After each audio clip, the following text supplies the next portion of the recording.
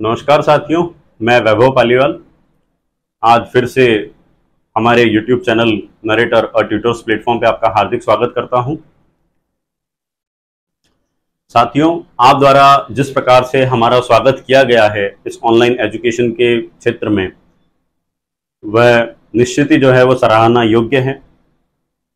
हमारी एक कृतज्ञता बनती है, हमारा दायित्व बनता है कि हम जो है आप तक जो है गुणवत्तापूर्ण शिक्षा अच्छे मटेरियल के साथ में फॉरवर्ड करते रहें, आपके कॉन्सेप्ट्स को जो है निरंतर जो है क्लियर करते रहें। और साथ ही साथ जो है अब हम आपसे इस बात की डिमांड नहीं करेंगे कि आप अधिक से अधिक लाइक करें, शेयर करें, सब्सक्राइब करें।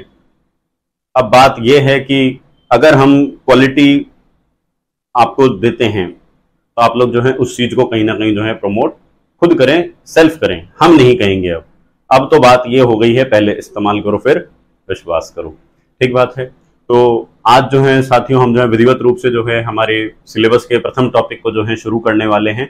जो पहला टॉपिक था हमारा विपणन की आधुनिक अवधारणा। तो आज हम जो है साथियों इसी चीज को जो है शुरू कर लेते हैं। और इससे टॉपिक को मैं शुरू करूं उससे पहले जो है आपको एक नवाचार के बारे में भी जो है जानकारी देना चाहूंगा कि अंत के 1 से 2 मिनट जो है हम लोग जो है कुछ एक नवाचार के ऊपर जो है खर्च करने वाले हैं, व्यतीत करने वाले हैं। देखिएगा इंटरेस्टिंग सी क्या चीज है। ऐसा नहीं है स्किप करके अभी आप सबसे पहले जो है लास्ट में जाकर के देखें कि बोले यार क्या क्रिएटिव लेकर के आए हैं ये।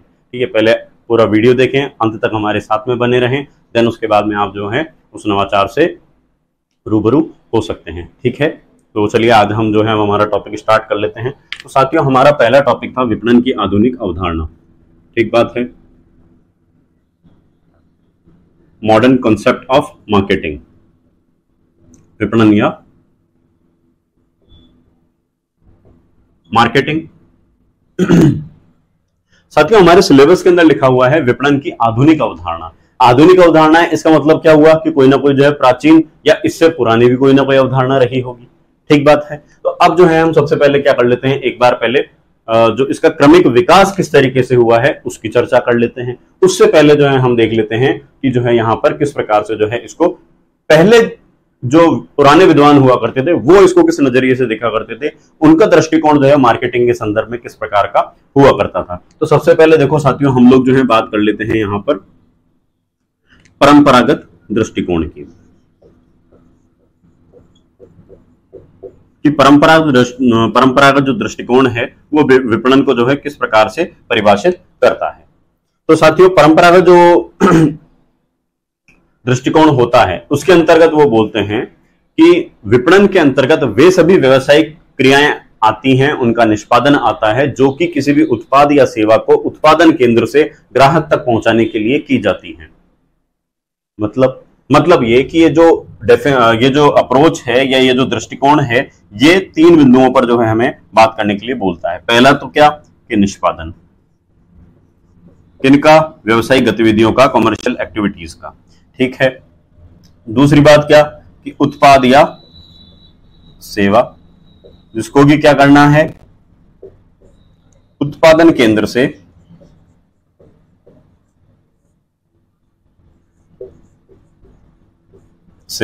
और कहां तक लेकर के जाना है, ग्राहक तक जो है उसको लेकर के जाना है। परंपरागत दृष्टिकोण क्या बोलता है विपणन का, वो बोलता है कि विपणन उन सभी व्यवसायिक गतिविधियों का निष्पादन है जिसके माध्यम से उत्पाद या सेवा को उत्पादन केंद्र से कहां तक लेकर के जाना है, ग्राहक तक जो है लेकर के जाना होता है। ठीक बात है।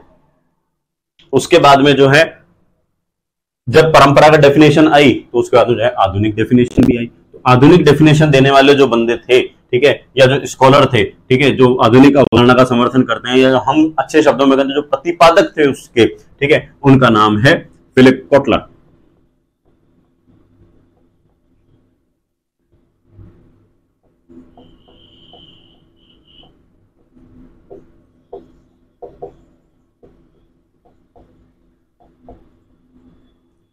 तो जो विपणन की आधुनिक अवधारणा है उसको किसने परिभाषित किया, सबसे पहले फिलिप कोटलर ने किया। फिलिप कोटलर क्या बोलते हैं, आइए उसकी चर्चा करते हैं हम।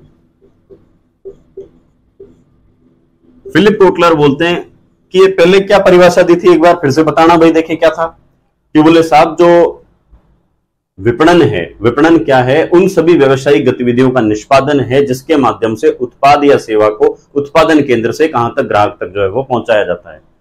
तो बोले कहां से शुरू होती है, बोले साहब उत्पादन केंद्र से। बोले गलत, नहीं, विपणन जो है वो उत्पादन से पूर्व ही जो है वो प्रारंभ हो जाती है। बोले भाई समय जो है देखो बदल रहा है, और समय, जो बदलते समय की मांग है वो क्या है कि विपणन जो है हमें क्या करना है, उसको उत्पादन से भी जो है पूर्व जो है वो प्रारंभ करना है। तो ये कैसी गतिविधि हो जाएगी, जो कि उत्पादन से भी पहले जो है वो प्रारंभ हो जाती है। ठीक बात है। उसके बाद में आपने बोला कि कुछ व्यवसायिक क्रियाओं के निष्पादन से है, तो ये नहीं साहब, देखो व्यवसायिक क्रियाएं जो है ना, उससे पहले भी हमें जो है कुछ क्रियाएं करनी पड़ती है, उसके बाद में आती है व्यवसायिक क्रियाएं। कौन कौन सी क्रियाएं आती हैं, आइए उनका अपन उनको चेक कर लेते हैं एक बार। तो यहां पर आ जाती हैं कुछ क्रियाएं। क्रियाएं कौन कौन सी हो जाएंगी, देखो साथियों, तो पहली तो हो जाती है हमारी कि जो भी हमारा उपभोक्ता है ना, उस उपभोक्ता की आवश्यकताओं की पहचान करना। तो क्या करेंगे हम, सबसे पहले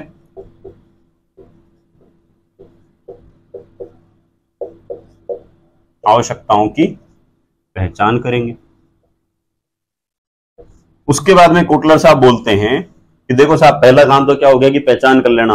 दूसरी बात क्या करना है कि वो जो अपन ने पहचान करी है, तो पहचान करने के बाद हमें पता तो चलेगा कि इन्हें उत्पाद या सेवा कैसी चाहिए। तो उस उत्पाद या सेवा के उत्पादन में या विकास में, ठीक है, उत्पादन में या विकास के लिए जो आवश्यक सूचनाएं हैं, उन सूचनाओं को क्या करेंगे, हम संग्रहण करेंगे। इंफॉर्मेशंस को क्या करेंगे, हम गैदर करेंगे। ठीक है। अब जब हमने आवश्यकताओं का पता लगा लिया, हमें पता चलेगा कि जो है इनको जो उत्पाद चाहिए वो बनाया किस तरीके से जा सकता है। अब क्या करना है, सूचना भी आ गई, प्रोडक्ट बना देंगे। प्रोडक्ट बना दिया, प्रोडक्ट बनाने के बाद में हम क्या करेंगे, उस प्रोडक्ट की पैकेजिंग करेंगे। बढ़िया सा जो है उस चीज का हम क्या कर देंगे, बाद में ब्रांड बना देंगे। और ब्रांड बनाने के बाद में अंततः क्या करेंगे, हम उसको ग्राहक तक पहुंचा देंगे। ठीक बात है। अब क्या ये बात यहां पे खत्म हो जाती है क्या, तो मुद्दा आता है कि साहब नहीं, अब जो ग्राहक है उस ग्राहक से जो हम क्या करेंगे, अब उससे क्या करेंगे, उससे जो है उसका अनुभव प्राप्त करेंगे कि अनुभव किस तरीके का रहा। अब हम उससे क्या करेंगे, उसका फीडबैक प्राप्त करेंगे। ठीक है। तो अब जो चीज क्या आ जाती है कि उससे जो है अनुभव को प्राप्त करना। अनुभव प्राप्त करने के पीछे कारण क्या है, लॉजिक क्या है, तो लॉजिक ये है साथियों कि हमने जो है देखिए उत्पाद बनाने के लिए जो है कितनी मेहनत करी है। मेहनत क्या करी है हमने, सबसे पहले तो क्या करा, उसकी आवश्यकताओं को पहचान कर लिया। उसके बाद में उसके अनुरूप हमने क्या सूचनाएं भी इकट्ठी कर ली है, एकत्रित कर ली है। उसके बाद में हमने उत्पादन किया, प्रोडक्ट बनाया, पैकेजिंग कर ली, ब्रांडिंग कर ली। ठीक है। और जो उसके बाद में ग्राहक तक पहुंचा दी। तो क्या ये आवश्यक है कि हम हर बार जो है इस प्रोसेस को जीरो से स्टार्ट करें, मतलब जितनी अभी माथाफोड़ी हमको अभी करनी पड़ी है, ठीक है, क्या हम उस चीज को वापस से करें, जीरो से हम उस प्रोसेस को वापस से स्टार्ट करें।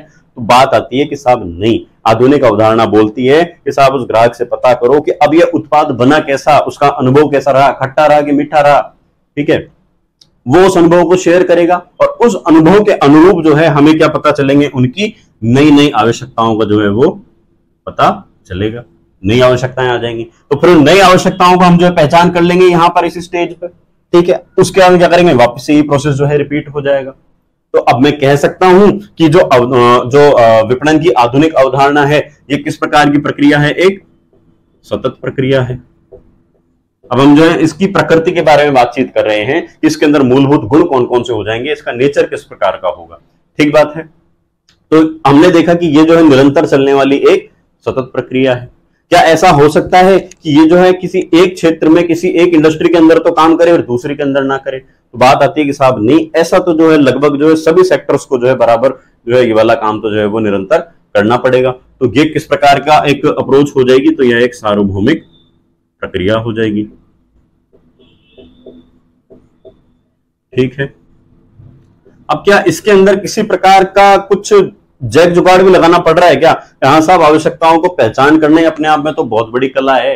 वो बताएंगे कैसे, तो उनसे उस बात का पता करना कि उनसे जो है निरंतर जो है या तो उनके क्वेश्चनर्स वगैरह उनको देना या उनको ऑब्जर्व करना, मार्केट को ऑब्जर्व करना। ठीक है। उनका निरंतर जो इंटरव्यू वगैरह कुछ ऐसा कुछ वो लेते रहना। तो उसी उनकी आवश्यकताओं पता चले तो ये अपने आप में क्या है, कलाकारी का सा काम है। तो क्या हो जाएगी, यह अपने आप में एक कला है। और इसके अंदर क्या करा है हमने, अभी जब बात करी थी, जब ये प्रबंधन की अवधारणा है, ठीक है, जब ये प्रबंधन की अवधारणा है तो इसके अंदर क्या हो जाएगा, कहीं ना कहीं वैज्ञानिक रीति रिवाजों का भी जो है कहीं ना कहीं जो है अनुसरण जो है वो किया जाएगा। अब जब उनके किया जाएगा तो कला व विज्ञान जो है ये दोनों हो जाएगी। ठीक है, प्रबंधन के अंदर पढ़ रहे हैं, इस हर एक चरण के अंदर जो है यहां पर हमको प्रबंधन करना पड़ेगा। तो एक इस प्रकार की प्रक्रिया हो जाएगी, यह जो है एक प्रबंधकीय प्रक्रिया हो जाएगी।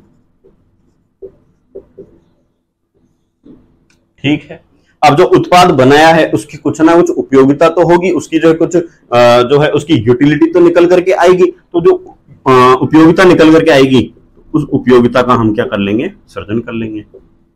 उस उपयोगिता का क्या है, कहीं ना कहीं जो है वो सृजन हो जाएगा, क्रिएटिविटी ऑफ यूटिलिटी हो जाएगी। ठीक है, या क्रिएशन ऑफ यूटिलिटी हो जाएगी। तो उम्मीद है यहां तक जो है आपको ये सब चीजें जो है ढंग से समझ में आई होंगी। ठीक है, चलिए अपन जो है इसके आगे की बातचीत कर लेते हैं। हमने अभी तक जाना कि जो विपणन है, विपणन का जो है परंपरागत दृष्टिकोण जो है वो क्या हुआ करता था, और अभी हमने जो है जानने का प्रयास किया कि जो विपणन है, विपणन की आधुनिक अवधारणा क्या होती है, क्या वो उत्पादन केंद्र से प्रारंभ होती है। तो हमने पता लगाया कि नहीं साहब, जो आधुनिक अवधारणा है उसके अंतर्गत तो जो है ये जो है उत्पादन से पहले ही चालू हो जाती है। हम पहले उनकी इच्छाओं तथा आवश्यकताओं को प्राप्त करने का प्रयास करते हैं, और फिर उसके बाद में जो है उसके अनुरूप जो है हम लोग क्या करते हैं, उसके अनुसार जो है सूचनाओं का संग्रहण करते हैं, और सूचनाओं को संग्रहित करने के बाद में हम लोग जो है प्रोडक्ट बना देते हैं, उसकी ब्रांडिंग करते हैं, उसकी पैकेजिंग करते हैं, और अंततः क्या करते हैं, हम उसको जो है ग्राहकों तक पहुंचा देते हैं। फिर ग्राहक क्या करेगा, ग्राहक जो है उसके संदर्भ में जो है अपना अनुभव शेयर करेगा। उस अनुभव से हमें जो है कुछ एक और नई नई जानकारियां प्राप्त होंगी। नई जानकारियां प्राप्त होंगी तो उसके माध्यम से हम क्या कर सकते हैं कि हमारे जो उत्पादन की शैली है उसके अंदर क्या कर सकते हैं, निरंतर जो है सुधार जो है कर सकते हैं, ताकि हम जो है लंबे समय तक जो है बाजार के अंदर बने हुए रहें। ठीक है भाई, अस्तित्व बनाए रखने के लिए खुद के अंदर निरंतर सुधार करना भी तो आवश्यक है। अगर नहीं करेंगे, हम समय के साथ में नहीं चलेंगे तो क्या होगा, चाहे हम कितनी मर्जी बड़े गुणवत्ता दे लें, हम जो समय के साथ में अगर नहीं चलते हैं, ठीक है, तो हम जो है कहीं ना कहीं बाजार से गायब हो जाएंगे। इसका मैं आपको बेस्ट एग्जांपल बता देता हूं। HMT की घड़ियां आया करती थी, रिस्ट वॉच आया करती थी। ठीक है, आप में से अगर जिन लोगों ने नाम सुना हो बहुत अच्छी बात है, नहीं सुना हो तो अपने पिताजी को पूछिएगा, बड़े भाई बहनों को पूछिएगा कि HMT के नाम की जो है घड़ियां आया करती थी। ठीक है, HMT ने कभी भी अपनी क्वालिटी से कॉम्प्रोमाइज नहीं किया। उसकी घड़ियां इतनी शानदार आया करती थी कि भाई साहब उठा के किसी के सिर में मार दो तो छेद हो जाए, इतनी बढ़िया क्वालिटी की जो है वो घड़ियां आया करती थी। मतलब मैं बता रहा हूँ फिजिकली जो है वो कितनी मतलब स्ट्रॉन्ग जो है वो आया करती थी, उनका जो है क्वालिटी किस प्रकार का आया करता था। और 20 साल खराब नहीं हो भाई साहब, कभी आपको घड़ी साज के पास में जाने की आवश्यकता नहीं पड़ती थी। ठीक है, तो इस तरीके की उनकी जो है क्वालिटी आया करती थी। लेकिन आज वो कंपनी जो है बाजार में नहीं है, कारण उनका जैसे जो मार्केट का सिनेरियो चेंज हुआ, ना तो जो है वो लोग जो है अपनी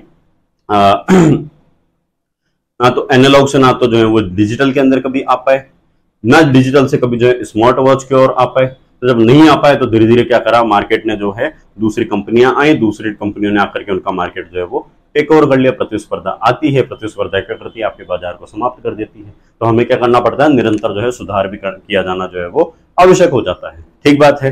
अरे पीछे इधर बातें नहीं करो, हाँ बातें नहीं करनी है ना, समझ में आ रहा है?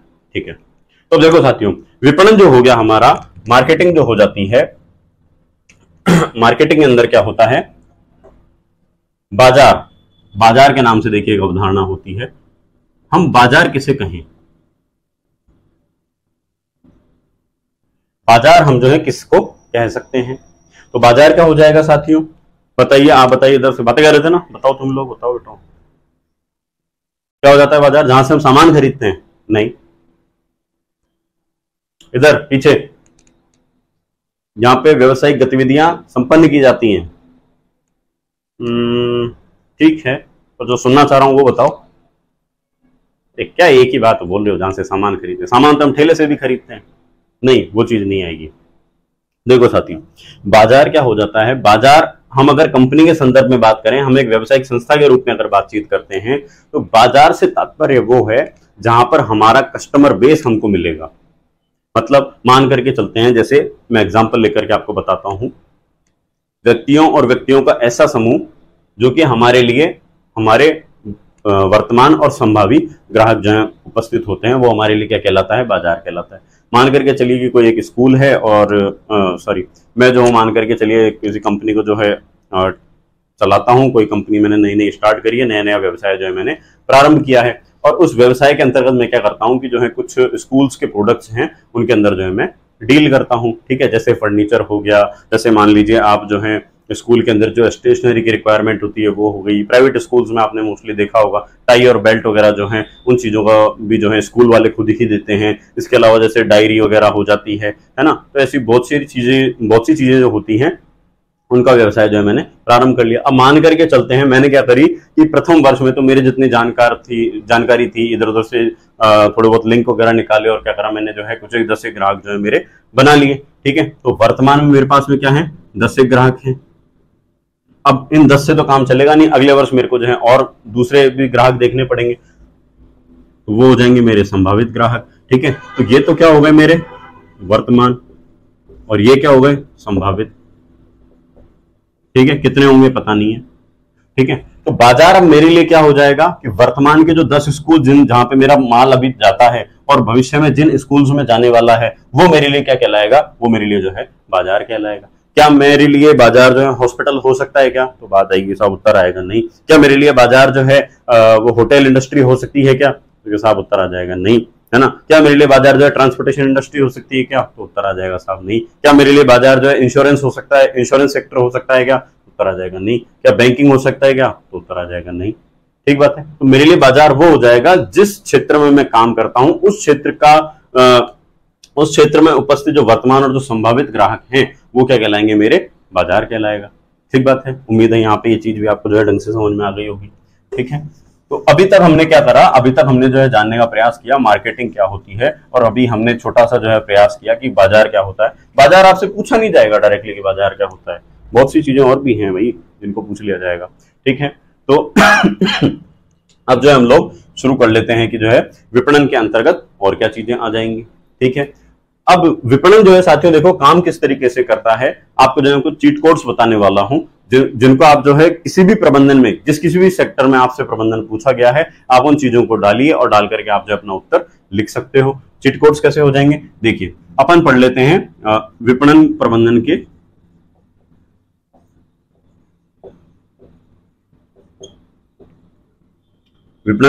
के कार्य, फंक्शंस ऑफ मार्केटिंग मैनेजमेंट, ठीक है। अब देखो फंक्शंस के अंतर्गत देखो हम क्या क्या काम करते हैं। तो साथियों देखो पहला तो काम आ जाता है यहां पर, तो आ जाएगा उस सेक्टर का नाम, ठीक है। जैसे हम क्या बात कर रहे हैं, विपणन प्रबंधन की बात कर रहे हैं तो विपणन यहां पे लिख देंगे। शिक्षा की अगर बात करें तो शिक्षा आ जाएगा यहाँ पे, ठीक है। कोई भी तो विपणन गतिविधियों का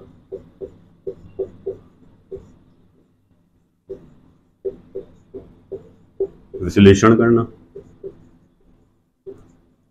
विश्लेषण के लिए जो है साथियों देखो मैनेजमेंट की एक टर्म होती है स्वॉट एनालिसिस करना, SWOT, ठीक है।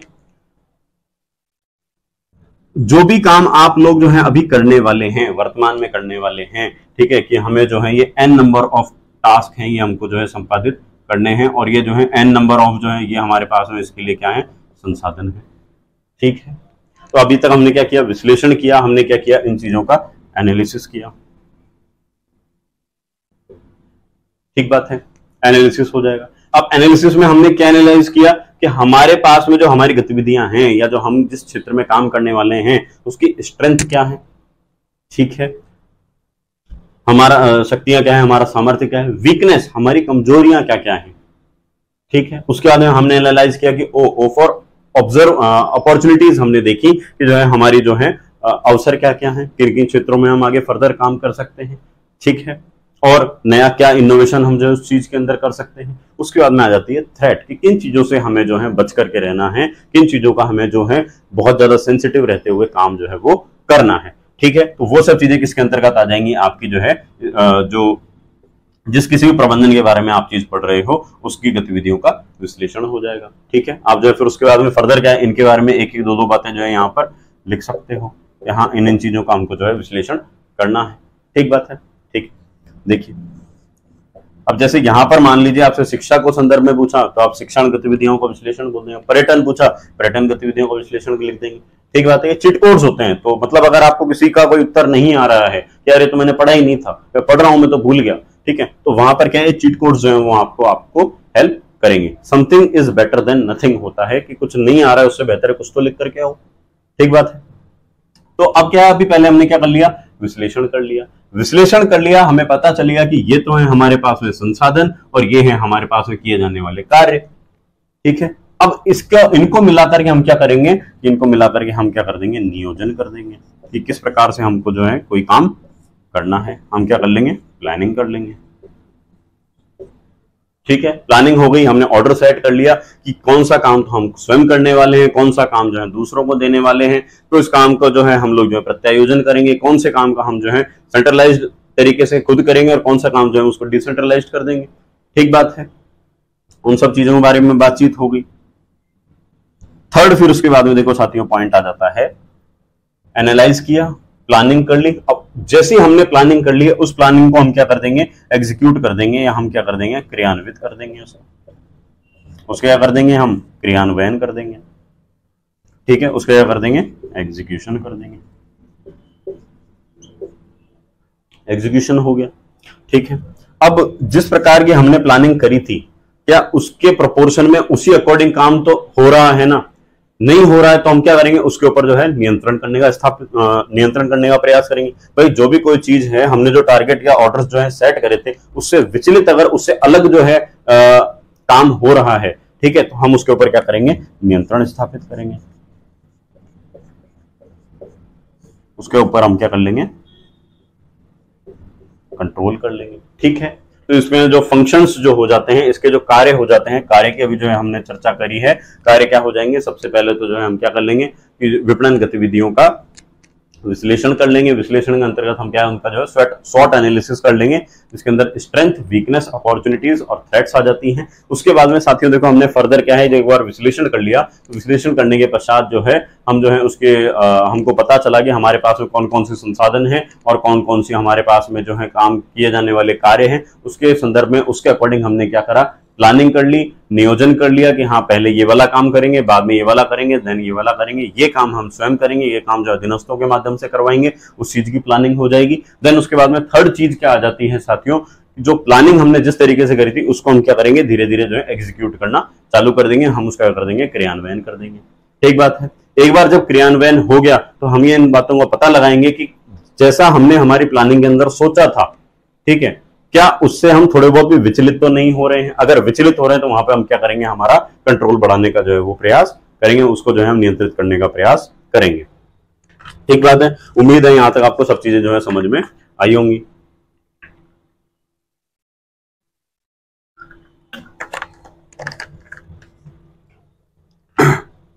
आगे देखो, अब इस प्रकार से हमने जानने का प्रयास किया कि विपणन होता क्या है, विपणन कार्य किस तरीके से करता है, विपणन प्रबंधन जो है किस तरीके से कार्य करता है। परंपरागत परिभाषा क्या हुआ करती थी, हमने उसके बारे में पता किया।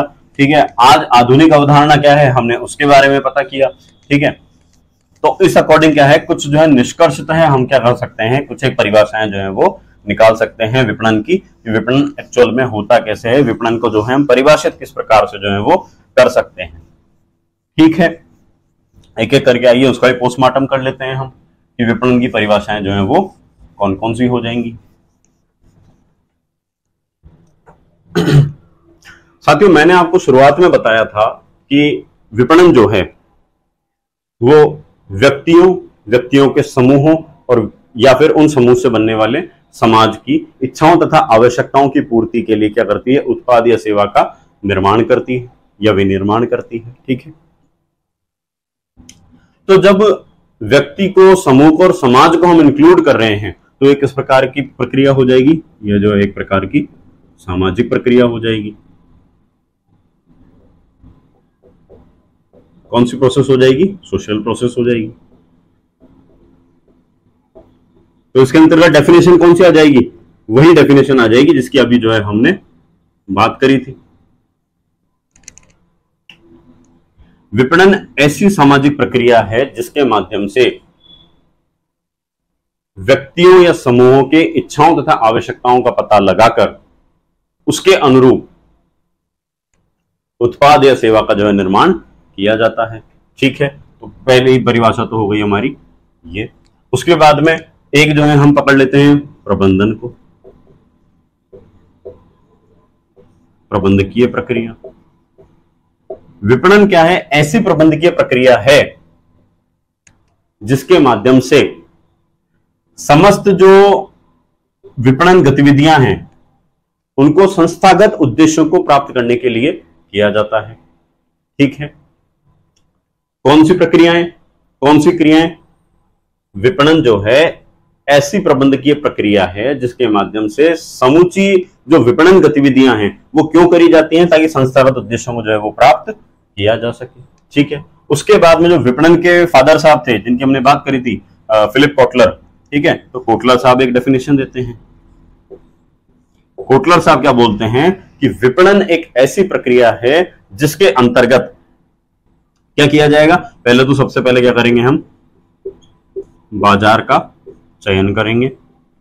बाजार का चयन करने,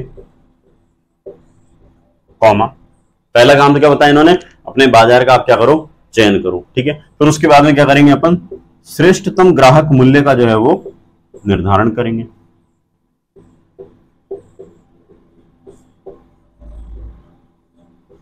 श्रेष्ठतम ग्राहक मूल्य का क्या कर लेंगे? हम निर्धारण कर लेंगे। उसके बाद जो हमने उत्पाद बनाया उस उत्पाद को हम क्या कर देंगे? उनको सुपुर्द कर देंगे।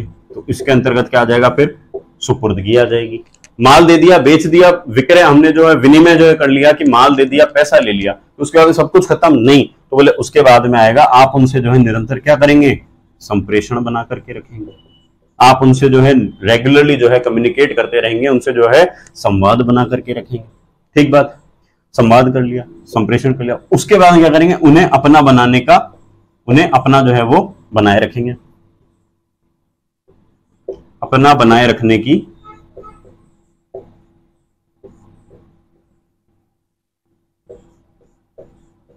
कला व विज्ञान है। तो देखिए विपणन को जो है कोटलर साहब भी अब क्या बोल रहे हैं? कला और विज्ञान बोल दे रहे हैं। क्या बोलते हैं वो? कि विपणन ऐसी कला और विज्ञान है जिसके अंतर्गत बाजार का तो क्या करते हैं? सबसे पहले चयन करते हैं, देन उसके बाद में क्या कर लेते हैं? हम श्रेष्ठतम ग्राहक मूल्यों का निर्धारण करते हैं। उसके बाद में उनको हम जो है माल पहुंचा देते हैं, सुपुर्द कर देते हैं। फिर उसके बाद में क्या करते हैं? हम माल देना ही हमारा जो है अंतिम उद्देश्य नहीं था। हम क्या करते हैं? उसके बाद में उनसे निरंतर संप्रेषण में रहते हैं, उन्हें अपना बनाए रखने की जो है वो कला और विज्ञान बोल देते हैं। ठीक है, तो कोटलर साहब की डेफिनेशन भी जो है उम्मीद है आप लोगों को जो है समझ में आई होगी। तो इस प्रकार जो है साथियों हमने जो है विपणन को जो है 3 प्रकार से जो है परिभाषित किया। ये एक सामाजिक प्रक्रिया है, यह एक प्रबंधकीय प्रक्रिया है और यह जो है कला और विज्ञान है। ठीक बात है, चलिए देखो आगे देख लेते हैं हम। अब हमने जो है अलग अलग तरीके से देखिए ना विपणन को जो है परिभाषित करने का प्रयास किया, विपणन के जो विभिन्न आयाम थे इनको जानने का प्रयास किया। तो अब एक एक करके हम क्या कर लेते हैं? हमारे सिलेबस में जैसे टॉपिक दिया हुआ है, क्या दिया हुआ है हमें? विपणन की आधुनिक अवधारणा। अब क्या करते हैं हम कि विपणन की जो वो आधुनिक अवधारणा थी, हमने कही थी अभी कि जब ये आधुनिक है तो पुरानी भी कुछ तो रही होगी। तो अब हम क्या कर लेते हैं? एक एक करके वो जितनी पुरानी अवधारणाएं थी उनके बारे में चर्चा कर लेते हैं। ठीक बात है, तो देखो साथियों सबसे पहली जो अवधारणा आ जाती है वो आ जाती है हमारी उत्पादन अवधारणा।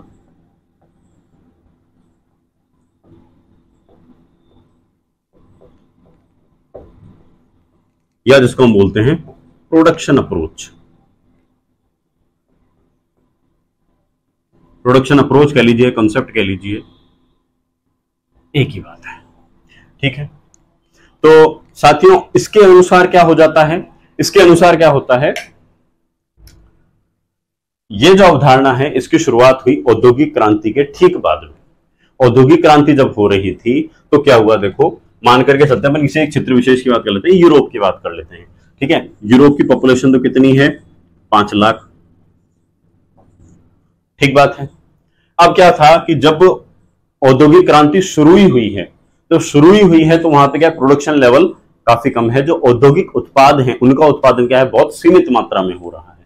ठीक है, मान लेते हैं ये लोग जो हैं 1000 यूनिट ही जो है वो किसी चीज की बना रहे हैं, 1000 इकाइयां जो है वो बना पा रहे हैं।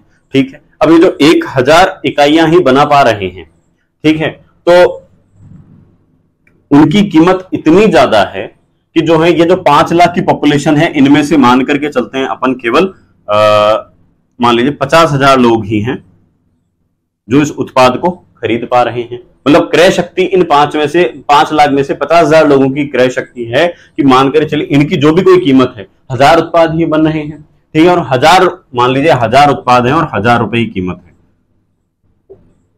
ठीक है, तो इन 50,000 लोगों की ही क्रय क्षमता है कि उस उत्पाद को खरीदने के लिए प्रति उत्पाद जो है 1000 रुपया खर्च कर सके। ठीक है, अब पॉपुलेशन कितनी आ गई? 50,000। उत्पाद कितने हैं अवेलेबल? 1000। कीमत की बात नहीं कर रहे हैं अब हम, ठीक है, अब मैं आपको जो है इकाइयों की बात कर रहा हूं। ये तो हो जाती है हमारी जनसंख्या, ये हो जाती है हमारी कितने औद्योगिक उत्पाद जो है हमारे पास में बन करके आ गए हैं। ठीक है, अब आप देखिए यहां डिमांड ज्यादा है, 50,000 लोग मांगने वाले हैं, उत्पाद कितने अवेलेबल है? 1000। ठीक है, तो अब चाहे ये मर्जी पड़े जैसा प्रोडक्ट बना लें, ये जो व्यवसायी थे या ये जो उत्पादन करता थे, ये मर्जी पड़े जैसा प्रोडक्ट बना लें, 100% बिकेगा ही बिकेगा। क्यों? क्योंकि साहब डिमांड ज्यादा है और उत्पादन जो है उस अकॉर्डिंग नहीं हो पाया है। तो अब ये लोग क्या करेंगे? ये लोग है ना केंद्र बिंदु में रखेंगे किसको? उत्पादन को। अब इन लोगों का फोकस केवल एक सेक्टर में होगा कि कैसे न कैसे करके क्या करें हम लोग जो है वो उत्पादन को बढ़ाएं। भाई उत्पादन बढ़ाएंगे तो इन तक पूर्ति हो जाएगी, पूर्ति हो जाएगी तो जो आसानी से बिक जाएगा। ठीक है, डिमांड अभी ज्यादा है, सप्लाई कम है, तो क्यों ना जो है हम प्रोडक्शन को बढ़ाएं, और प्रोडक्शन को जब बढ़ाएंगे तो जो है इनकी नीड्स को भी जो है हम फुलफिल कर सकते हैं। ठीक है, अब इन लोगों ने क्या है, जब उत्पादन बढ़ाने की दिशा में काम किया तो उससे जो है प्रति इकाई जो खर्चा था वो क्या हुआ? कम हो गया। अब प्रति इकाई इससे खर्चा कैसे कम हो जाएगा? भाई उत्पादन हमने करना चालू किया, ठीक है, उत्पादन हमने बढ़ाना चालू किया, तो इससे क्या हुआ? प्रति इकाई खर्चा जो है वो कम हो गया। कम कैसे हुआ तो वो देख लीजिए, एक बार यहीं पे समझ लेते हैं अपन इस चीज को। मान लीजिए किसी भी चीज का हम जो है प्रोडक्शन कर रहे हैं, तो प्रोडक्शन करने में जो है 2 प्रकार की लागतें लगती हैं। एक तो हो जाती है हमारी फिक्स कॉस्ट, एक हो जाती है वेरिएबल कॉस्ट। फिक्स कॉस्ट को हम बोल लेते हैं स्थायी लागत, वेरिएबल कॉस्ट को बोल लेते हैं हम लोग अस्थायी लागत। ठीक है, तो ऐसी लागतें जो किसी भी उत्पाद के उत्पादन के अनुपात में चलती हैं, ठीक है, उनको तो हम क्या बोल लेते हैं? वेरिएबल कॉस्ट बोल लेते हैं। मान लीजिए 1 यूनिट बनाना था, 1 रुपया खर्चा आया, 10 यूनिट बनाना था, 10 रुपया खर्चा आया, 100 यूनिट बनाना था, 100 रुपए का खर्चा आया। और कुछ लागतें ऐसी होती हैं कि आप चाहे 1 यूनिट का प्रोडक्शन करो, 10 का करो या 100 का करो, फिक्स होती हैं। मान के चलो जैसे 1000 रुपया, ठीक है, आप चाहे 1 यूनिट बनाओगे तो भी 1000 रुपए खर्च होंगे, 10 यूनिट बनाओगे तो भी 1000 रुपए खर्च होंगे, 100 यूनिट बनाओगे तो भी 1000 रुपए ही खर्च होंगे। ठीक है, और ऐसी लागतें जो कि उस उत्पादन के अनुपात में चलती हैं। 1 यूनिट बनाना है तो 1 रॉ मटेरियल 1 के लिए चाहिए, 10 के लिए बनाना है 10 के लिए चाहिए, 100 के लिए चाहिए, तो 100 यूनिट के अनुपात में अपन को क्या चाहिए? रॉ मटेरियल चाहिए। ठीक बात है, तो इसका जो एग्जाम्पल भी हो जाता है साथियों, वो क्या हो जाता है? हमारा रॉ मटेरियल या फिर कच्चा माल हो जाता है। इसके एग्जांपल्स हम अगर देखें फिक्स कॉस्ट की, तो मान करके चलिए कि हमने जो है फैक्ट्री जो है वो किराए पे कहीं पे जमीन लेकर के लगाई है, और उसका किराया जो है अपन बात कर लेते हैं। अब यहाँ पे किराया है मान लीजिए 5000 रुपए। ठीक है, अब आप चाहे 1 यूनिट प्रोडक्शन करो तो भी 5000 किराया देना है, 10 यूनिट करोगे तो भी 5000 देना है, और 100 यूनिट करो तो भी 5000 ही देना है। ठीक है, इस तरीके से हम एडवर्टाइजमेंट को ले सकते हैं। एडवर्टाइजमेंट के मान लीजिए 5000 रुपए हमारे लग रहे हैं। ठीक है, तो वही 1 यूनिट अगर बनाओगे तो भी 1 यूनिट अगर आप बाजार में बेचोगे तो भी 5000 लग रहे हैं, 10 यूनिट बनाओगे तो भी 5000 लग रहे हैं, और 100 यूनिट बनाओगे तो भी 5000 लग रहे हैं। ठीक है, तो अब क्या है, जैसे इन लोगों ने उत्पादन बढ़ाना चालू किया, उत्पादन देखिए अब यहां से यहां पे बढ़ रहा है। अब आप 100 का भाग इसमें लगाओगे तो कितना आ जाएगा प्रति यूनिट खर्चा? 50 रुपए। और यहां अगर बनाओगे कि हाँ 100 में 100 तो लग ही रहे हैं, ठीक है, तो 100 रुपए और ऐड हो जाएंगे, यहाँ कितने हो गए? 150 रुपए का एक प्रोडक्ट हो गया। लेकिन अगर हम यहां पर देखें, इस स्टेज पे अगर बात करें, तो अगर 10 यूनिट बना रहे तो यहाँ पे कितना लग रहा है? 500 रुपए तो एक लग गया यहाँ पे फिक्स कॉस्ट का, और यहाँ पे कितना लग रहा है? 10 लग रहा है। ठीक है, तो 1 यूनिट को बनाने के कितने लग रहे हैं? 510 रुपए लग रहे हैं। ठीक है, तो आपको उम्मीद है ये चीज समझ में आएगी कि उत्पादन बढ़ने से कि जो है प्रति यूनिट जो खर्चा है वो किस प्रकार से कम होता है। ठीक है, ये समझ में आया। आगे की बात देखिए अब आप, और इंटरेस्टिंग है। एक्टिव रहिएगा। सब चीजें इतनी मजेदार हैं, इतना इंटरेस्टिंग टॉपिक है, आपको मजे आएंगे लिटरली। देखिए अब जब जो है प्रति इकाई खर्चा हमारा कम होने लग गया, ठीक है, तो अभी हमने क्या बात करी थी, मान लीजिए कि एक प्रोडक्ट जो है 1,000 रुपए का बाजार में बिक रहा है, 1,000 का बिक रहा है, तो 50,000 लोग जो है उसको जो है खरीदने की क्षमता रखते हैं, लोगों की क्रय क्षमता है जो वो इतनी है। अब जब प्रति इकाई खर्चा कम हो गया तो उत्पाद क्या हो गया, सस्ता हो गया। सस्ता हो गया तो जिन लोगों की क्रय शक्ति कम थी वो भी क्या हो जाएंगे, इनके ग्राहक बन जाएंगे। अब मान लीजिए कि 1,00,000 लोग और ऐसे थे, ठीक है, या 1,50,000 लोग और ऐसे थे जिनकी, अब जैसे ही प्रोडक्ट सस्ता हुआ तो उनके बजट में वो चीज जो है वो आ गई, तो ऐसे कितने लोग हो गए, 1,50,000 और ऐड हो गए, ठीक है। तो अब 1,50,000 को जब इसमें अपन जोड़ देंगे तो कितने हो गए, कस्टमर बेस कितना हो गया, 2,00,000 हो गया। अब इससे क्या है, इन लोगों को भी फायदा हुआ, इनके भी लाभ में कहीं ना कहीं वृद्धि हुई। भाई पहले ग्राहक कितने थे, 50,000 ही थे, 1,000 का माल बेच रहे थे तो 50,000 ग्राहक ही थे। अब मान लेते हैं हम जो है कीमत हो गई है, मान करके चलिए 500 रुपए, अब 500 हो गई है तो जो है 1,50,000 लोग और जुड़ गए हैं यहां साहब। अब हम इन लोगों की क्रय शक्ति में भी आ गए, 500 का ही सामान मिल रहा है तो हम भी खरीद सकते हैं, ठीक है। तो अब मिला के कुल मिला के ग्राहक इनके कितने हो गए, 2,00,000 हो गए, ठीक बात है। आगे आप देखिए, हल्का हल्का सा आंकड़ा ध्यान रखिएगा कि आप जैसे मैंने आपको 2,00,000 के थ्रू जो है एग्जांपल बताया है, ठीक है।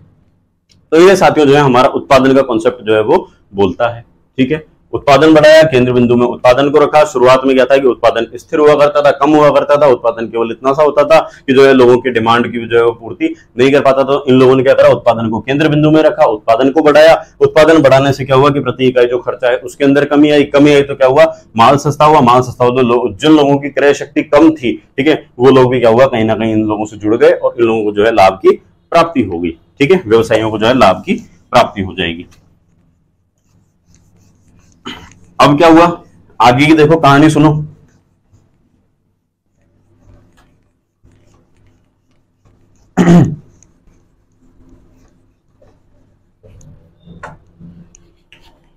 अभी क्या हो रहा था, अब इनके जो अब कस्टमर कितने बन गए अपने, 2,00,000। मैं छोटा सा लिख देता हूं यहां पे, ठीक है। अब जब ये 2,00,000 लोग थे, ठीक है, तो इन लोगों ने अब प्रोडक्शन तो देखिए धीरे धीरे बढ़ने लगा है। पहले कितना हो रहा था, 1,000 यूनिट प्रोडक्शन कर पा रहे थे हम, ठीक है। उसके बाद में हमने धीरे धीरे करके क्या करा कि जब माल हमारा सस्ता हो गया, प्रोडक्शन को हमने और बढ़ा दिया, ठीक है। तो जो माल जो है हमारा और प्रोडक्शन होने लगा, मान के चलो एक स्टेज पे 1,00,000 यूनिट हम लोग जो है करने लगे, 1,00,000 इकाइयों का उत्पादन करने लग गए और धीरे धीरे हम लोग क्या हो गए, 2,00,000 यूनिट का प्रोडक्शन भी जो है वो करने लग गए। और निरंतर ये चीज जो है वो बढ़ती चली जाएगी, 3,00,000 होंगे, फिर ऐसे और आगे बढ़ता चला जाएगा, ठीक बात है।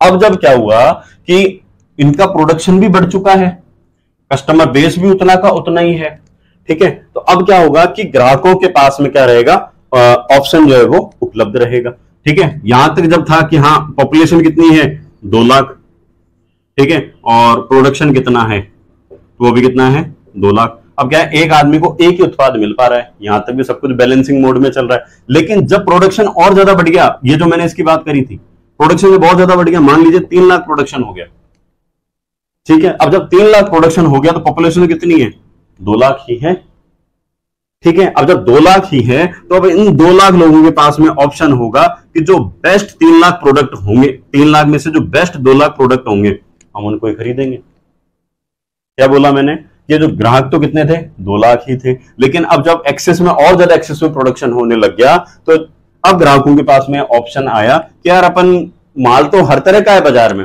अपन को खरीदना कौन सा है, अपन को खरीदना वो है जो कि ज्यादा गुणवत्तापूर्ण है। तो अब ये लोग कौन से प्रोडक्ट खरीदेंगे, जिनकी क्या होगी, क्वालिटी अच्छी होगी, जो क्या करेंगे कि जो है नीड्स और रिक्वायरमेंट्स को जो है इच्छाओं तथा आवश्यकताओं क्या करते होंगे, पूर्ति करते होंगे। तो अब जो है अवधारणा में परिवर्तन आया, और परिवर्तन क्या आया कि अब जो है ये लोग जो है क्वालिटी को, जो प्रोडक्शन हो रहा था उस प्रोडक्शन के स्थान पर अब किसको केंद्र में रखना चालू कर देंगे, उत्पाद को केंद्र में रखना चालू कर देंगे। इन लोगों की भी बात समझ में आएगी कि यार अब जो है ना हर कोई माल नहीं बिकेगा बाजार में। पहले होता था कि जो है खरीदने एक अनार 100 बीमार वाली सिचुएशन पहले थी, अब तो जो है माल वही बिकेगा जो कि क्या करेगा, क्वालिटी देगा। तो ये जो उत्पाद अवधारणा है, इसके बाद में जो उत्पाद अवधारणा आती है प्रोडक्शन के बाद में, वो किस बात को सुनिश्चित करती है? वो इस बात को सुनिश्चित करती है कि जिसके प्रोडक्ट में दम होगी, जिसके प्रोडक्ट में क्वालिटी होगी, अब बिकेगा वही। क्योंकि जिसकी क्वालिटी अच्छी होती है उसको बेचने की जरूरत नहीं पड़ती, वो प्रोडक्ट तो स्वतः ही अपने आप ही बिक जाता है। सही बात है, समझ में आ रही है? ठीक है, तो अब क्या होगा कि ऐसा उत्पाद बिकेगा जिसकी की क्वालिटी अच्छी होगी, जो कि नीड्स और रिक्वायरमेंट्स को जो है वो फुलफिल करता होगा। ठीक बात है। तो अब देखिए यहां पे अब मैं आपको बता रहा हूं कि किस प्रकार से विपणन की जो अवधारणा है उसका विकास हुआ। सबसे पहले क्या हुआ? उत्पादन हुआ, फिर क्रमिक रूप से विकास हुआ तो क्या हुआ? अब ध्यान किस पे जाने लगा? उद्यमियों का, या जो प्रोडक्शन करते थे उनका, व्यवसायों का ध्यान किस पे जाने लगा? तो जो उत्पाद पे जाने लगा। ठीक है साहब, यहां तक भी बात ठीक है, बैलेंसिंग मोड में चल रहा है। चलो सब कुछ, माल वही बिकेगा जो अच्छी क्वालिटी बना करके देगा। उसके बाद में देखो साथियों, तीसरी अवधारणा आ जाती है जिसको हम बोलते हैं बिक्री अवधारणा, या जिसको हम बोलते हैं सेल्स कॉन्सेप्ट। तो सेल्स कॉन्सेप्ट क्या हो जाता है, इसके बारे में चर्चा कर लेते हैं। यहां तक क्या थे, सभी लोग जो हैं क्वालिटी प्रोडक्ट्स जो है बनाने चालू हो गए थे। मान लीजिए एक ही क्षेत्र में काम करने वाली कोई 5-7 कंपनियां हैं, अब ये क्या कर रही हैं, सभी जो है सेम क्वालिटी के प्रोडक्ट जो है बना करके बेच रही हैं। लेकिन अब बिकेगा किसका भाई? अब समस्या क्या आ गई है? गुणवत्ता तो जो है सभी लगभग बराबर सी दे रहे हैं, सभी अच्छी गुणवत्ताएं दे रहे हैं, सभी इस बात पे ध्यान दे रहे हैं कि लोगों को प्रोडक्ट कौन सा पसंद आएगा। ठीक है, तो अब क्या होगा? अब ये लोग क्या करेंगे? अब इसमें जो है आमूलचूल परिवर्तन होगा। अब जो बेचने का तरीका है, माल को बेचने का जो तरीका है, उसके अंदर जो है वो परिवर्तन आएंगे। परिवर्तन क्या आएंगे वो देखिए। अब आप परिवर्तन आएंगे, अब इन लोगों ने जो है कुछ नई टेक्निक्स अपनाना चालू किया, नई रणनीतियां बनाना चालू किया, नए हथकंडे, नई जो है स्ट्रेटेजीज बना करके जो है ये लोग अब बाजार में आने लगे हैं। किस तरीके से कि इनकी जो पहली अप्रोच, जो स्ट्रेटेजी थी वो क्या थी कि साहब अब जो है हम लोग विज्ञापन के माध्यम से जो है हमारे उत्पाद को बेचना चालू करेंगे। विज्ञापन के माध्यम से क्यों, क्या जरूरत है कि साहब? जरूरत ये है कि अब जो है ना आदमी कुछ भी ऐरा गैरा माल नहीं खरीदेगा, क्योंकि क्वालिटी तो सभी जो है बराबर बेच रहे हैं। ठीक है, तो माल कौन सा खरीदा जाएगा? माल वो खरीदा जाएगा जिसके माध्यम से जो है जो व्यक्ति है उसको जो है प्रभावित किया जाए, या फिर उस माल को खरीदने के लिए क्या किया जाए? मोटिवेट किया जाए, अभिप्रेरित किया जाए। मतलब समझ में नहीं आया? तो अब देखो साहब, अब हम देंगे विज्ञापन देंगे। किस तरीके से विज्ञापन कैसे दोगे? क्योंकि साहब हमने देखो मैगी बनाई थी लेकिन बिक नहीं रही थी, तो मैगी को बेचने के लिए हमने क्या किया कि साहब है ना, भूख वाला, बच्चों को भूख लग रही है, और अब क्या होगा? मैगी जो है 2 मिनट के अंदर ही बनके तैयार हो जाएगी। तो अब बच्चों की भूख को शांत किया जा सकता है केवल 2 मिनट में। ठीक है, आप जो है पेट्रोल के दाम बढ़ रहे हैं, और अब जो है हमें क्या करना है कि हमारे ऐसी बाइक उतारनी है बाजार में, ऐसी बाइक को बेचना है जो कि जो है बहुत अच्छा माइलेज देती हो। ठीक है, तो अब हमने ऐड दिया कि जो है विज्ञापन अब जो हमने दिया वो इस तरीके का दिया कि एक बार भरो महीने भर चलो। टीवीएस सेंट्रा के नाम से शायद बाइक थी वो, है ना, कि एक बार भरो महीने भर चलो। इसके अलावा कि साहब है ना डीओ लगाया कि साहब देखो आप अगर कैसे हो, आपके अंदर से अगर बदबू वगैरह आती है, ठीक है, तो आपके आसपास कोई भी आकर के जो बैठना पसंद नहीं करेगा, तो आप जो डीओ लगाओ। एक्स का एक ऐड आया और उसने देखा है कि साहब देखो जैसे ही आपने एक्स वाला ऐड लगाया तो लड़कियां आकर के आपके लिपट जाती हैं, आपके आसपास आकर के बैठ जाती है। ठीक है, इस तरीके के एड्स भी जो है वो बनने चालू हुए। संतूर वालों ने तो भाई साहब मतलब जो है पूरी हदें ही पार कर दी। ठीक है, क्योंकि बोले एक बार संतूर से ना हो आपकी तो उम्र जो है भाई साहब घटी जाएगी, कैसे कि पता ही नहीं चलेगा कि जो है माँ कौन है और बेटी कौन है। तो इस तरीके के विज्ञापन जो है वो दिखाए गए। इसके अलावा जो है युवाओं को आकर्षित करने वाले जो मतलब अग्रेसिव थोड़े से वो होते हैं, ठीक है, जिसके अंदर जोश वाली चीजें दिखाई जाती हैं, तो ऐसे थम्स अप, कोला वगैरह जो ऐसी चीजें हैं, ठीक है, जिनके अंदर दिखाया जाता है विवादित रहती हैं, कभी कीटनाशकों का प्रयोग भी जो है उनके अंदर किया जाता है। ठीक है, तो वो चीज दिखाई जाती है कि जो है अक्षय कुमार आ रहा है, हेलीकॉप्टर से आ रहा है, और क्यों आ रहा है? वो 10 रुपए की पेप्सी पीने, 10 रुपए थम्स अप पीने के लिए। ठीक है, इस तरीके से अलग अलग तरीके से जो है सब चीजों का प्रमोशन जो है वो किया जाने लगा, सब चीजों के जो है वो विज्ञापन किए जाने लगे। ठीक है, अब विज्ञापन करने के लिए जो है इन लोगों को सेलिब्रिटीज की रिक्वायरमेंट ही क्यों पड़ी? भाई मेरे जैसा आनिया बानिया कोई आ जाए आकर के बेचे के बोले साहब ये देख लो माल, ठीक है, मैं पी रहा हूं ऐसी कोल्ड ड्रिंक और इतना मजा है, यूं है, मेरे को कोई जानता ही नहीं है, मेरा कोई अनुसरण करता ही नहीं है।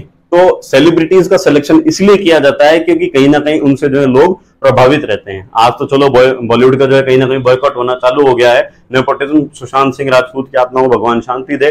ठीक है, तो वापस हम हमारे टॉपिक पे आ जाते हैं, ठीक है। तो अब सेलिब्रिटीज का सिलेक्शन जो है क्यों किया जाता था? अब जैसे आप देखिए जितने कॉस्मेटिक प्रोडक्ट्स होते थे या ब्यूटी प्रोडक्ट्स जो हुआ करते थे, सौंदर्य प्रसाधन के जितने सामान हुआ करते थे, ठीक है, उन सब के लिए क्या करते थे, खूबसूरत जो हीरोइंस हैं उनको लाया जाता था। वो खूबसूरत नेचुरल हैं, बाय बर्थ हैं, लेकिन दिखाया क्या जा रहा है कि फेयर एंड लवली वो लगाएंगी तो 5 हफ्तों में पाएंगी बढ़िया निखार, ठीक है। तो किसको खरीदना चाहिए? जिनको जो है निखार चाहिए, ठीक है। या जो है लक्स वगैरह की साबुन आ रही है। मतलब ये इतना बड़ा स्कैम चल रहा है कि जिसके प्रति है ना प्रोटेस्ट होना चाहिए, मतलब एक तरीके से कि वो अपने ब्यूटी प्रोडक्ट्स या जो कॉस्मेटिक्स हैं वो विदेशों से मंगा के यूज कर रहे हैं, और यहाँ पे जनता को किस प्रकार से बेवकूफ बना रहे हैं, किस प्रकार से काट रहे हैं उनका कि साहब ये देखो आप लक्स के साबुन यूज करोगे तो जो आपके इतना इतना निखार आएगा, जो फेयर एंड लवली यूज करोगे तो इस प्रकार से निखार आएगा, ठीक है। तो अब क्या किया जाने लगा, उनको प्रभावित किया जाने लगा, उनके ऊपर जो चोट की जाने लगी, उनके घर में घुस करके ये चीज बताई जाने लगी कि साहब देखो अब आप प्रोडक्ट वो खरीदो, ठीक है, जो आपको क्या करे, किस प्रकार से जो है वो लाभान्वित करे, ठीक है। इस तरीके से एक वो एड मेरे को अभी और याद आया कि बच्चों के लिए जो है वो ऐड आया करता था कि बच्चे जो है बनाओ बच्चों को टॉलर, स्ट्रॉन्गर, शार्पर, हॉर्लिक्स का ऐड आ रहा है, कभी कॉम्प्लेन का ऐड आ रहा है, बॉर्नविटा का ऐड आ रहा है। बच्चों की जो फिजिकल ग्रोथ है या जो मेंटल ग्रोथ है वो होती तो दूध के पीने से है, लेकिन दिखाते क्या है कि साहब हमारा जो प्रोडक्ट है उसको दूध में घोल के पियो। अरे तुम्हारे प्रोडक्ट में दम है तो पानी में घोल के पीते हैं, देखें भाई काम तो बराबर करनी चाहिए ना, दूध में घोल के क्यों पिए? दूध पिए तो केवल दूध पीने से अगर सब कुछ हो रहा है तो हम दूध ही पिएंगे। तो ये सब चीजें क्या है, प्रोडक्ट को अलग अलग तरीके से बाजार में बेचने के तरीके होते हैं कि किस तरीके से आप किसी भी प्रोडक्ट को खरीदने के लिए जो है वो सामने वाले को मोटिवेट करो, ठीक बात है। आगे चलें, देखिए तो पहला जो हमने हथकंडा देखा, पहली जो हमने इनके टेक्निक्स देखी, पहले जो हमने रणनीति देखी वो क्या देखी, विज्ञापन को जिसको हम बोल देते हैं एडवर्टाइजमेंट, ठीक है। दूसरी बात क्या आ जाती है, सेल्स को बढ़ाने के लिए लोगों ने क्या किया कि पर्सनल लेवल पे डोर टू डोर जाकर के भी जो है वो सेलिंग्स करना चालू करी, व्यक्तिगत रूप से जो है वो विक्रय करना प्रारंभ किया। अब लोगों के साथ में जो है पर्सनल रिलेशंस बनाए जाने लगे और पर्सनल रिलेशंस के माध्यम से जो है वो सेल्स को प्रमोट करने का प्रयास किया गया, ठीक है। उसके बाद में थर्ड चीज जो आ जाती है वो आ जाती है हमारी विक्रय संवर्धन।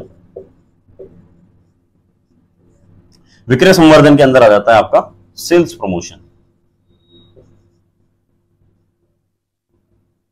ठीक है। और व्यक्तिगत विक्रय को हम लोग बोल देते हैं यहां पे पर्सनल सेल्स, ठीक है। विक्रय संवर्धन के अंदर देखो साथियों क्या क्या चीज आ जाती है। तो विक्रय संवर्धन के अंदर मान करके चलिए कोई भी चीज है उसकी सेल्स को हमको बढ़ाना है, तो बढ़ाने के लिए क्या चीज हो जाएगी वो देखिए, मान लीजिए कहीं कोई प्रोडक्ट होते हैं, आप लोगों ने बहुत सी बार देखे होंगे कि एक खरीदिए एक पाइए बिल्कुल मुफ्त, by one get one free, ठीक है। या फिर जैसे चिप्स वगैरह के पैकेट पे लिखा हुआ होता है कि जो है 25% एक्स्ट्रा। अब मेरे को नहीं पता, भगवान जाने वो चिप्स के लिए बोलते हैं कि एयर के लिए, हवा के लिए बोलते हैं, जब उसके अंदर भरी हुई होती है कि साहब 25% एक्स्ट्रा, ठीक है। तो ये जो चीजें होती हैं कहीं ना कहीं जो है सेल्स को प्रमोट करने के लिए, सेल्स को बढ़ाने के लिए जिन टेक्निक्स को काम में लिया जाता है वो सब चीजें किसके अंतर्गत आ जाती हैं, सेल्स प्रमोशन के अंतर्गत आ जाती हैं, ठीक है। मुझे एक बड़ा अच्छा सा इंसिडेंट याद आ रहा है, अभी हमारे कॉलेज के सेकेंड ईयर में हमें जो है कोलगेट की केस स्टडी जो है वो पढ़ाई गई थी। कोलगेट की सेल्स जो है साथियों वो जो है बहुत अच्छी खासी नहीं चल रही थी। उनका जो कस्टमर बेस था वो एक बार का मतलब जो ग्राफ है उसका वो एक बार का बढ़ करके और स्थिर हो गया था, ठीक है। अब उसके अंदर क्या है, ज्यादा सेल्स जो है वो आ नहीं पा रही थी, मतलब वो ऐसा चल रहा था कि थोड़ी सी एक साल में ऊपर गई, अगले साल में फिर नीचे गई, फिर ऊपर चली, फिर नीचे गई, मतलब एक तरीके से कैसा आप ये स्ट्रेट लाइन बना सकते हो, कॉन्स्टेंट चल रहा था सब कुछ, ठीक है। तो अब कोलगेट ने क्या है सारे हथकंडे अपना लिए, सभी तरह की उन्होंने टेक्निक्स काम में ले ली। सरकारी स्कूलों में जो है फ्री में कोलगेट बांटना चालू कर दिया। वो जो छोटी वाली आती है जो हम ट्रेवलिंग टूथपेस्ट जिसको बोलते हैं, आज शायद 10 रुपए की आती है, पहले उस टाइम 5 रुपए की आया करती थी, ठीक है। तो वो भी जो है सरकारी स्कूलों में फ्री में बंटवा के देख ली कि भाई चलो ठीक है, लोगों को अच्छी लगेगी तो कम से कम खरीदना तो चालू करेंगे, ठीक है। वो चीज और एक जोरदार बात बताऊंगा, एक और बात याद आई अभी, है ना। तो अब क्या था कि उन्होंने जब सेल्स नहीं बढ़ रही थी, ठीक है, तो उन्होंने क्या करा, प्रमोशंस वगैरह करने भी चालू कर लिए, फ्री में देना चालू कर दिया, एक के साथ में बाय वन गेट वन भी देना चालू कर दिया, ठीक है। अब यहाँ पे जो मैंने आपको एक्स्ट्रा बताई थी कि 10% एक्स्ट्रा, 15% एक्स्ट्रा, उस तरीके से भी कोशिश कर ली, लेकिन सेल्स जो है उनकी नहीं बढ़ी, ठीक है। इन द एंड क्या करा कि कोई एक भारतीय गए और उन भारतीयों ने जाकर के उनको सजेशन दिया, बोले साहब मैंने अगर आपकी सेल्स को बढ़ा दिया तो तो बोले ठीक है साहब, आप बढ़ा दो, आप बोलोगे जो। तो बोले ठीक है साहब। तो आपको करना क्या है कि मान करके चलिए कि जो कोलगेट की ट्यूब है, ठीक है, जहां से पेस्ट जो है वो बाहर आता है, ठीक है, आप क्या करो, उस मुंह को जो है थोड़ा सा बढ़ा दो। तो साहब बढ़ाने से क्या होगा कि मान करके चलो कि कोई एक आदमी 200 ग्राम की जो है ट्यूब लेकर के आता है कोलगेट की, और वो चलती है उसकी 30 से 35 दिन। कितनी चलती है? 30 से 35 दिन। और आपने अगर उस मुंह को थोड़ा सा चौड़ा कर दिया, ठीक है, तो वो अगर इतने बड़े ब्रश के ऊपर अगर उस पेस्ट को लेता है, तो पेस्ट क्या होगा, कहीं ना कहीं मुंह चौड़ा होने से ज्यादा निकल करके आएगा। तो वो ज्यादा निकल करके आएगा, तो जो पेस्ट 30 से 35 दिन चल रहा था, वो मान करके चलो 20 से 25 दिन में ही खत्म हो जाएगा। अब जब 20 से 25 दिन में ही वो चीज जो है खत्म हो जाएगी, तो उसे फिर वापस से नहीं खरीदनी पड़ेगी। भाई जो ग्राहक कोलगेट को काम में लेता है तो कोलगेट को ही काम में लेगा ना, ठीक है। तो ये छोटा सा जो है उन लोगों ने जो है अपनी उसके अंदर जो है थोड़ा सा सुधार किया, और सुधार करने से आप विश्वास नहीं करोगे 40% जो है सेल्स के अंदर इंक्रीमेंट देखने को मिला था। तो मेरे तो ये बात समझ में नहीं आती कि घर घर के अंदर ऐसे बाणिया बुद्धि वाले मारवाड़ी लोग बाग जो है भरे बैठे हैं, ठीक है, फिर भी हमको जो है देखो प्रबंधन यहाँ पर जो है पढ़ाया जा रहा है कि साहब देखो प्रबंधन किस तरीके से होता है, संसाधनों का जो है अधिकतम उपयोग करो, इष्टतम उपयोग करो। पर चलो ठीक है, हमारे सिलेबस में है 20 अंकों का है वेटेज हमारे लिए निर्धारित किया गया था, उसको भी जो है पढ़ने वाले हैं, ठीक है। तो इस प्रकार से क्या होता है, विक्रय संवर्धन हो जाता है। अच्छा हाँ ठीक है, मेरे को एक बात और जो याद आई थी बताता हूँ आपको, ठीक है। आप लोग घर में जो है शैम्पू के शैशे लेकर के आया करते होंगे, शैशे मतलब कि पाउच, ठीक है, या आप लोग जो है कॉफी भी लेकर के आया करते होंगे। आप लोग अब की बार जाओ दुकान पे तो ध्यान रखना क्या कि जितनी कीमत बोतल की वसूली जाती है ना, उससे ज्यादा फायदा जो है पाउच खरीदने में है। पाउच क्या है, आज भी जो है प्रमोशनल वे के अंदर ही जो है वो चलते हैं, सेल्स संवर्धन के अंदर ही जो है वो चलते हैं। उनकी जो एक्चुअल कमाई होती है, वो जो एक्चुअल कमाई होती है वो बड़ी बोतल की जो है खरीदने पे होती है। सेम इसी तरीके से कॉफी के अंदर भी होता है। आपको भी ऐसे कोई और प्रोडक्ट्स पता हो तो हमारे कमेंट सेक्शन में जरूर लिखिएगा, और भी प्रोडक्ट जो है हमें बताइएगा, ठीक बात है। एक और देखो, इसमें मैं आपको एक चीज और बताता हूं कैसे, जो भी सेम चीज थी इसी डायमेंशन में है। मैगी, मैगी का नाम सुना है आपने, ठीक है। तो मैगी जब 10 रुपए की आया करती थी, ठीक है, आज तो चलो 12 या 13 रुपए की जो भी कुछ आया करती है, ठीक है। तो मैगी कंपनी की अप्रोच जो है वो क्या है, मैगी कंपनी वालों की देखो रणनीति क्या है, बड़ी शानदार। हम लोग तो जो है समझ ही नहीं पाते और देखते ही नहीं है बारीकी से कि बोले यार अच्छा ऐसा भी होता है क्या, लेकिन हाँ जी बिल्कुल ऐसा भी होता है। मैगी कंपनी वालों ने क्या किया, प्रोडक्ट बनाया, और मैगी ने क्या किया, शुरुआत में बड़े बड़े फैमिली पैक्स बनाने चालू करे नूडल्स के, ठीक है, कि ठीक है साहब, एक जो कोई बड़ा परिवार होगा और बड़े परिवार के हिसाब से महीने भर में मान करके चलते हैं 400 ग्राम मैगी उठ जाएगी, तो 400 ग्राम की या 500 ग्राम की आधे किलो की उन्होंने जो पैकिंग वैकिंग बना करके बाजार में बेचना चालू कर दिया, ठीक है, चालू कर दिया। लेकिन सेल्स वहीं की वहीं, सेल्स जो है उनकी वापस से, जो अभी हम जब अपन जैसे कोलगेट की बात कर रहे थे, ठीक है, कि वो सेल्स थोड़ी सी बढ़ती है और फिर स्थिरता को उसने पकड़ लिया। अब करें क्या, तो इन लोगों ने क्या है उसके बाद सुझाव जो इनको दिया गया, या जो इनकी कंसल्टेंसी जो फील्ड्स थी, कंसल्टेंसी की जो फर्म्स थी, उन्होंने किस प्रकार सजेशंस दिए वो देखिए। बोले साहब मान करके चलो कि कोई एक बंगला है, हाँ साहब, तो आपने क्या है फैमिली पैक बना तो दिया, तो उस फैमिली पैक को बंगले वाला तो खरीद लेगा, लेकिन व्हाट अबाउट जो आपका कॉमन मैन आता है उसके लिए क्या, उस बंगले में कोई ना कोई एक ड्राइवर भी होगा, उस ड्राइवर का परिवार भी होगा, कोई नौकर होगा उसका परिवार भी होगा, उसके बच्चों को अगर मैगी खानी हो तो वो मैगी कैसे खाएंगे। तो क्या आप क्या करो साहब, उनके लिए जो है ना छोटे छोटे पाउच भी जो है वो बना करके देने लगो। तो इसलिए मैगी जो थी फिर बाद में 5 रुपए 10 रुपए में आने लगी थी, ठीक है। तो ऐसी ऐसी रणनीतियां भी जो है वो काम करती हैं। इसके माध्यम से क्या हुआ, कहीं ना कहीं वापस जो है सेल्स ने जो है ग्रोथ पकड़नी चालू करी, ठीक बात है, समझ में आया होगा आप लोगों को। अब चलिए बैक टू द टॉपिक आ जाते हैं अपन वापस से। अभी तक हमने क्या करी, उत्पादन अवधारणा पढ़ी, उत्पाद अवधारणा पढ़ी, और अब जो है हम लोग पढ़ने वाले हैं, अब हम लोग जो जिस अवधारणा को देखने वाले हैं उससे हम जो है बहुत ज्यादा अनभिज्ञ नहीं है। हमने जो है उसके बारे में back to back time to time जो है उसके बारे में बातचीत करी है, और वो अवधारणा आ जाती है हमारी विपणन अवधारणा, या जिसकी हम बात कर रहे थे मार्केटिंग अप्रोच। तो देखो साथियों, बिक्री करी। बिक्री करने के लिए हमने क्या करे कि कुछ जो है रणनीतियों को अपनाना चालू करा। हमने विज्ञापन देने चालू करे, जिनके माध्यम से हम क्या करते थे, प्रभावित और मोटिवेट किया करते थे। हमने जो उसके बाद में व्यक्तिगत रूप से जो है सेल्स करनी चालू करी। हमने जो उसके बाद में विक्रय संवर्धन करना चालू किया। लेकिन हम जिस चीज को भूल गए वो चीज ये थी, ग्राहक की संतुष्टि, व्यक्ति की संतुष्टि, सेटिस्फैक्शन ऑफ द कस्टमर। हम उस चीज को जो थे बिल्कुल भूल गए बाजार से। अब जब हम उसको भूलते चले गए, हमारा ध्यान क्या था, येन केन प्रकार किसी भी तरीके से जो है हमारी सेल्स के अंदर इजाफा हो जाए, बस हमारा उद्देश्य केवल सिर्फ और सिर्फ इतना था। तो इसकी कमियों को दूर करते हुए जो है वो विपणन अवधारणा आई। ठीक है, अब विपणन अवधारणा की हम लोग परिभाषा क्या देते हैं, ठीक है, मैं वापस से आपको वो चीज नहीं पढ़ाने वाला। ठीक है, यहां पर वो सारी चीजें आ जाएंगी जिनको हम पहले जो है डिस्कस कर चुके हैं। ठीक है, अब विपणन अवधारणा के अंदर क्या क्या चीजें आई। सबसे पहले क्या करो कि उनकी इच्छाओं तथा आवश्यकताओं की क्या करो, पहचान करो। भाई ग्राहक की संतुष्टि के लिए क्या आवश्यक है कि जो है उनको चाहिए क्या, उसकी पहचान करो। उस पहचान को करने के बाद में क्या करेंगे, हम जो है सूचनाओं का एकत्रण करेंगे कि भाई उस उत्पाद या सेवा को किस प्रकार से विकसित किया जा सकता है। देन प्रोडक्ट बनाएंगे, पैकेजिंग करेंगे, ब्रांडिंग करेंगे, ग्राहक तक पहुंचेंगे, अनुभव प्राप्त करेंगे। कोई नई आवश्यकता होगी तो उसके अनुरूप फिर से काम करेंगे। तो उस प्रकार से फिर मैंने आपको बताया था सतत प्रक्रिया है। ठीक है, तो ये कंटिन्यूसली चलने वाली प्रोसेस हो जाएगी। ठीक बात है, यहां पर आकर के जो है हमारी विपणन अवधारणा भी जो है समाप्त हो जाएगी। ठीक है, अब जो आज इसके बाद में नया जो मॉडर्न कॉन्सेप्ट चलता है साथियों, वो हो जाता है हमारा सामाजिक अवधारणा।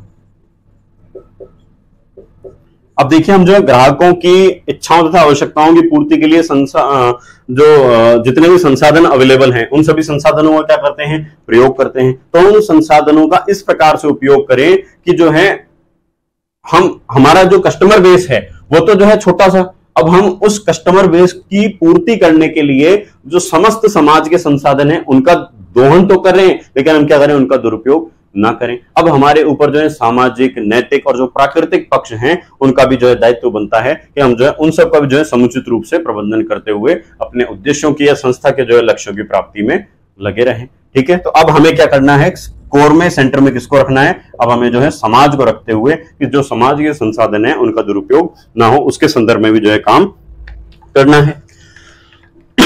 उम्मीद है यहां तक ये सब चीजें आपको ढंग से समझ में आई होंगी।